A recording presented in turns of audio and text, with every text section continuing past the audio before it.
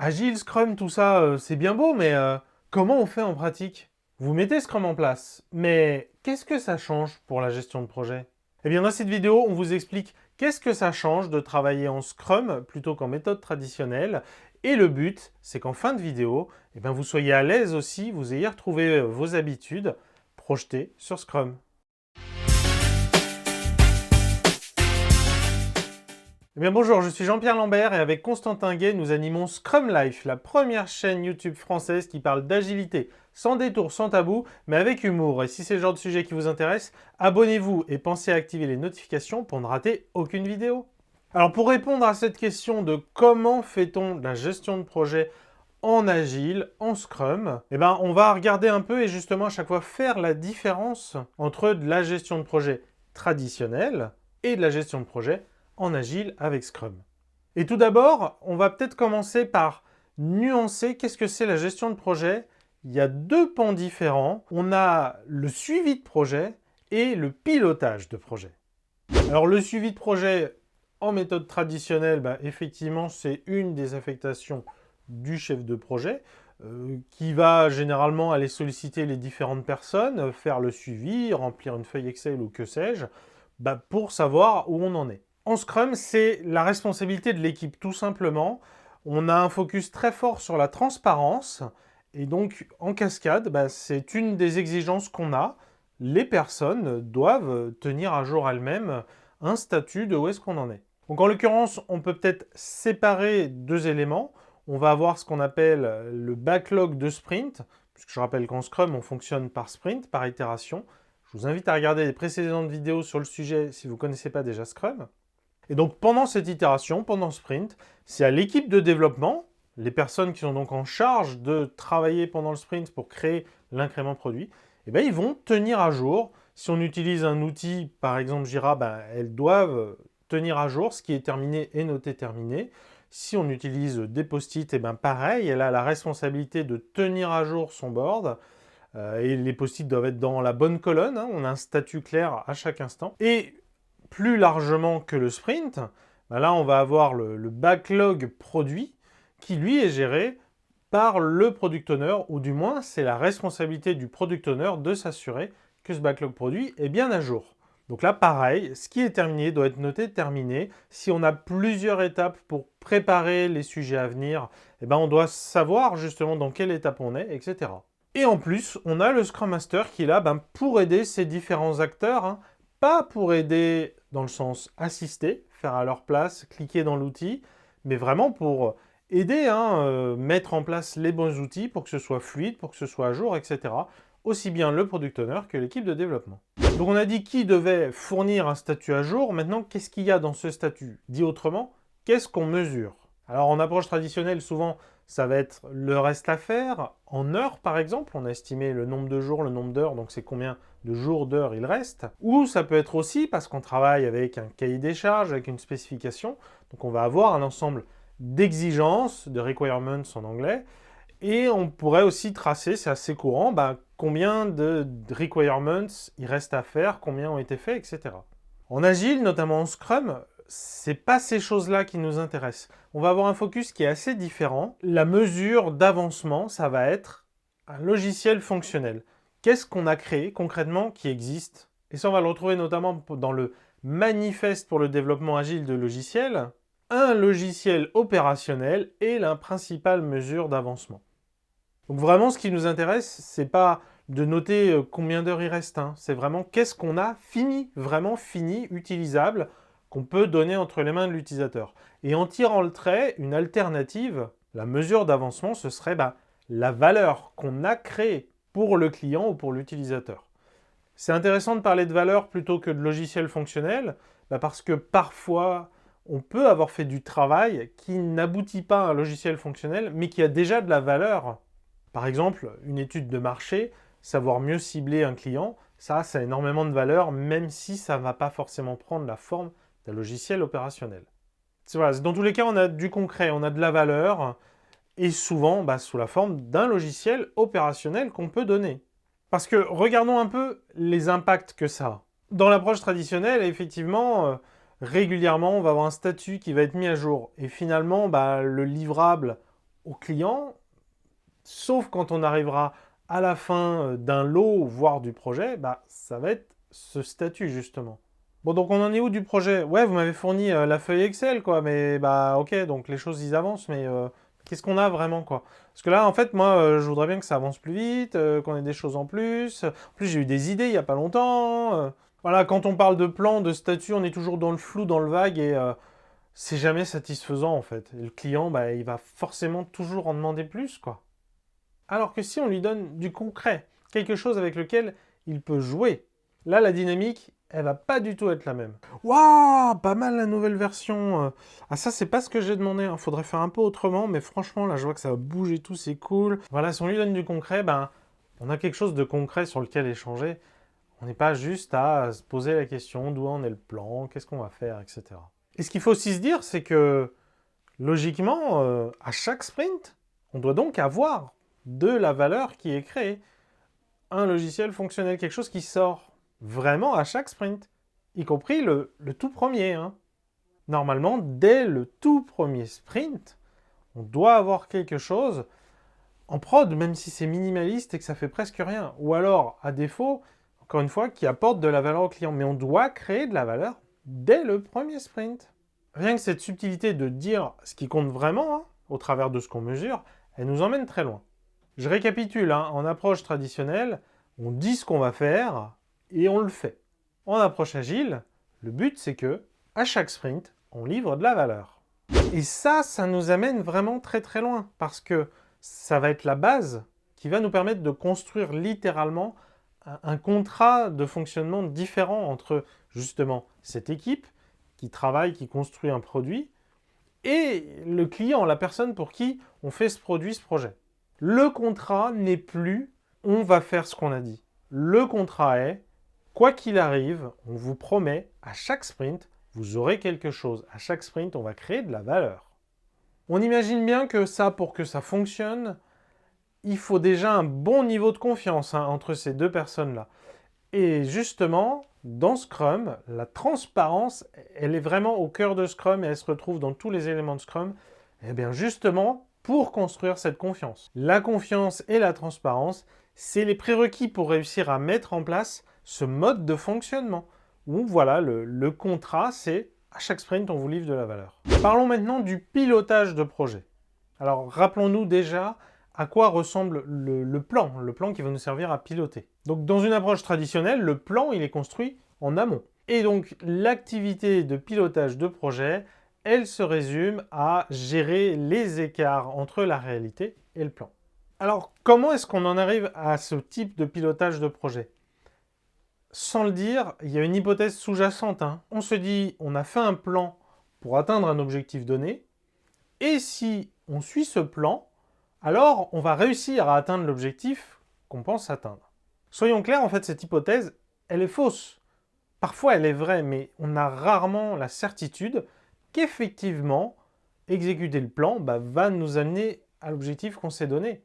Et ça, pour plein de raisons différentes. Voici un exemple.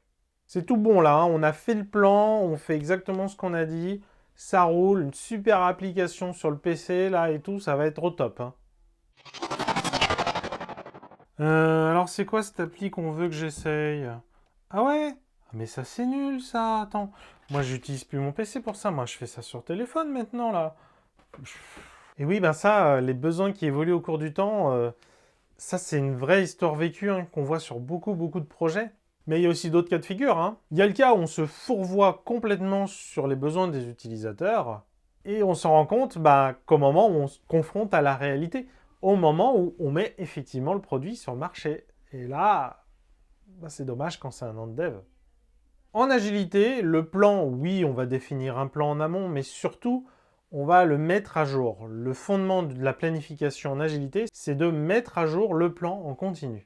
Et à partir de là, du coup, le pilotage projet, c'est adapter le plan en permanence pour atteindre l'objectif visé.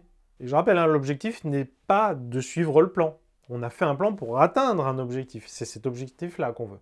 Parce que là, l'hypothèse sous-jacente, le raisonnement qui est suivi, c'est que plus le temps passe, et plus nous avons des informations qui permettent de prendre les bonnes décisions. Et de la même manière, plus nous prédisons un avenir qui est proche, plus on a de chances que cette prédiction elle soit bonne. C'est un peu le principe de convergence vers la solution.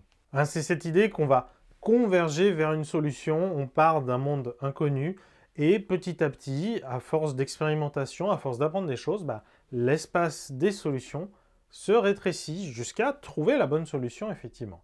Et donc vraiment un trait caractéristique de l'agilité, c'est d'embrasser l'incertitude en la rendant explicite.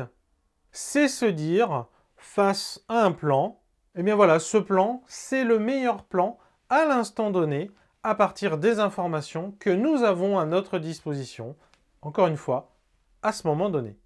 Donc on est clair, hein, ce plan, il vaut ce qu'il vaut, il a de la valeur. J'en profite pour rappeler au passage que oui, on planifie en agile, hein. L'idée selon laquelle on ne planifie rien en agile, c'est un mythe. Non, non, non, l'agilité, c'est pas travailler à l'arrache. Par contre, donc non seulement on assume clairement que ce plan, il est rempli d'incertitudes, mais du coup, ce qu'on va faire, c'est qu'on va mettre à jour ce plan, on va le mettre à jour souvent, le plus souvent possible, pour tenir compte des nouvelles informations qui arrivent. Nous savons maintenant que, voilà, donc nous mettons à jour le plan en conséquence. Et elle est vraiment là la clé, hein. On a des nouvelles informations qui arrivent en permanence, on les intègre et on reprend le plan en conséquence. Alors en pratique, comment ça se passe en Scrum? Il y a une réunion justement dans Scrum qui sert à ça. La revue de sprint, sprint review en anglais. Donc déjà, on peut quand même se dire que des réunions traditionnelles type Copil, Codir, on ne devrait plus en avoir besoin ou plus tellement parce qu'on a cet instant qui est déjà défini dans le framework Scrum pour se retrouver, pour échanger, pour faire le pilotage projet. Donc c'est une réunion avec toute l'équipe et aussi avec les parties prenantes, hein, et qui repose vraiment sur la collaboration. On va décider ensemble qu'est-ce qu'on fait maintenant, et puis sur la transparence. On est clair, voilà le plan actuel au vu des informations qu'on a. Ah, nouvelles informations, on la remonte tout de suite, etc. etc. Et elle est vraiment là la clé, hein, quand on parle de transparence. C'est que ce dont on va parler, c'est la réalité. On va parler de choses concrètes, de choses qu'on mesure, pas de choses qu'on imagine. L'antithèse, hein, ça serait le rétro-planning qui ignore la capacité réelle des équipes. Bon voilà, c'est bon, on a fait le rétro-planning pour être prêt à la date. Donc on a bien fixé voilà, les différents lots intermédiaires. On a tout planifié. Ouais, faut juste que les équipes elles arrivent à livrer 6 fonctionnalités par semaine. Et puis là, on sera bon, quoi. Il suffit de se rajouter un bon petit suivi hebdomadaire, et puis ça va le faire, quoi. Mais on galère, hein, déjà, à sortir 3 fonctionnalités par semaine. C'est juste pas possible. Mais non, mais faut être lucide, hein. Là, on gère un vrai projet. C'est pas un fantasme. Où est-ce qu'on en est réellement? Donc je peux comprendre qu'au début du projet, on ait mal estimé des choses, mais une fois que le projet il a démarré, on a des éléments concrets pour savoir à quel rythme on avance. Ça, faut les utiliser. Ouais, ok, ouais, ok, effectivement, on a du retard, hein, mais on peut encore le rattraper, hein, vu le temps qu'il nous reste sur le projet. Voilà, j'ai mis à jour le rétro-planning. Si on livre 8 fonctionnalités par semaine, ça va passer, hein. Allez les gars, franchement, vous pouvez le faire. On a confiance en vous. En pratique, on sort que 2 fonctionnalités par semaine, hein. Enfin, quand ça se passe bien, hein, quand on n'a pas de problème avec la prod. Donc, en fait, nous, notre question, c'est à quel moment on acte que de toute façon, le projet, c'est mort, quoi. On finira jamais à la date prévue, quoi. Que bon, là, on voit bien qu'on nous écoute jamais, quoi, hein, comme d'habitude, mais Donc vraiment, dans Scrum, dans l'agilité, c'est bien la quantité de travail terminée, vraiment complètement terminée, qui crée un référentiel, en fait, pour voir à quelle vitesse on avance. Et c'est ça, cette chose-là, qu'on appelle souvent vélocité, justement, en Scrum en Agile, qui nous permet de savoir à quelle vitesse on avance sur le plan, et de ne pas se voiler la face. Alors, vous vous demandez peut-être, ok, mais dans ces conditions, comment on fait pour tenir des échéances? Comment réussir à tenir des échéances si on n'est pas piloté par un plan, par un planning? Déjà, j'ai envie de vous citer ce proverbe traditionnel, « Nul n'est tenu à l'impossible ». Concrètement, le problème, il n'est pas comment on tient des délais quand ils sont impossibles. Ce que je pense avoir illustré juste avant, c'est que si de toute façon, on ne va pas à la vitesse nécessaire pour atteindre l'objectif, le problème, il il est où? Le problème, il est que l'objectif, il n'est pas atteignable, tout simplement. Là, c'est pas du tout un problème de est-ce qu'on le fait en agile ou en traditionnel. Là, c'est un problème que le projet, il est juste pourri. Si on est sur un projet pourri qui, de toute façon, on ne peut pas le réussir, qu'on peut peut-être le réussir en cramant l'équipe et en faisant n'importe quoi d'un point de vue développement, qu'on va payer très très vite. Et même, en vrai, souvent, c'est ce qui finit de faire déraper le projet. C'est qu'on a commencé à faire n'importe quoi à la moitié du projet. Donc la deuxième moitié, elle est encore bien pire. Puis encore une fois, réussir le projet en cramant des gens qui vont faire des nocturnes pendant des mois, non, ça ne devrait pas arriver. Ça démontre bien qu'on s'est lancé sur un projet qui n'était pas faisable, quoi. Donc, ok, si de toute façon on est sur un projet qui va dans le mur, il va dans le mur. Par contre, ce qui est super intéressant, c'est de le savoir qu'il va dans le mur, et de le savoir tôt, le plus tôt possible. Et c'est là quelle est la grosse différence avec l'agilité, je vais le dire encore une fois, avec la transparence. On le dit dès qu'on le sait, on le remonte tout de suite, et on en tient compte dans le plan. On ne se contente pas d'espérer que la tendance elle va s'inverser et qu'on va quand même retourner sur le plan alors qu'on est en train de s'en écarter. Non, non. Ce qu'on fait, c'est qu'on découvre que le plan, il va pas le faire, et on prend les informations en étant réaliste, et on ajuste le plan en conséquence. Et donc là, l'agilité, elle apporte aussi une réponse. Elle est de dire, ton projet, il est impossible, donc il faut qu'on fasse des compromis. Pour quand même atteindre quelque chose. Par exemple, sur le périmètre à livrer. En agilité, normalement, ça ne doit pas être très difficile d'être dans les budgets et à l'heure. Par contre, quand on fait ça, quand arrive la date de la livraison finale, on ne sait pas ce qu'il y aura dedans, parce que le périmètre, il va être ajusté. Je parlais encore une fois de compromis. À un moment donné, s'il faut être là une date, il faut faire un compromis sur autre chose. Et là-dessus, il y a un outil agile qui est idéal pour visualiser justement cette situation et pour pouvoir réagir, pour faire ce fameux pilotage projet, c'est le Burn-Up Chart. Là, pour vous raconter un peu l'histoire de ce diagramme, c'est quoi? On voit là en vert, on a le travail qu'on a pu faire jusque-là. Parfois, ça va plus vite que d'autres, mais il y a quand même une tendance globale. Tout en haut, en bleu, ça va être l'ensemble du périmètre, des choses qu'on aimerait faire, qui peut varier lui aussi, parce qu'en cours de projet, il y a des choses qu'on rajoute, des choses qu'on enlève, mais aussi parfois ce sont les estimations qui vont s'ajuster. En cours de route, on apprend des choses, et parfois on va découvrir une nouvelle information capitale qui nous fait réévaluer beaucoup d'estimations. À partir de là, voilà, en rouge, on va avoir l'échéance, la date à laquelle on veut atterrir. Donc pour faire le pont entre l'actuel, le nombre de choses qu'on a effectivement fait et le périmètre de ce qu'on veut effectivement faire, on va continuer les courbes.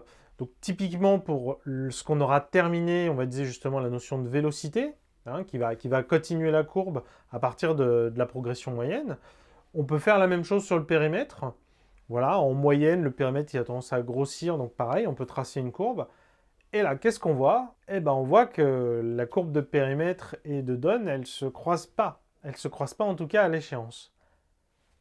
Donc qu'est-ce qu'on fait pour terminer?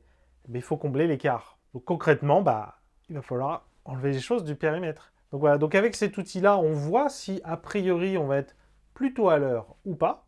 Et dans le cas de figure où non, on ne va pas être à l'heure, on a un outil très concret pour agir. Il nous donne le volume de travail à enlever pour qu'on soit là, effectivement, à l'échéance. Cet outil-là, le Burn-Up Chart, on a un épisode de Scrum Life qui prend le temps de l'introduire, de le présenter. Donc, si c'est un sujet qui vous intéresse, je vous invite à aller le voir. Donc en résumé, comment est-ce qu'on arrive à faire la gestion de projet en agile? Tout d'abord, vraiment, il faut faire en sorte que l'équipe Scrum, elle sorte de la valeur.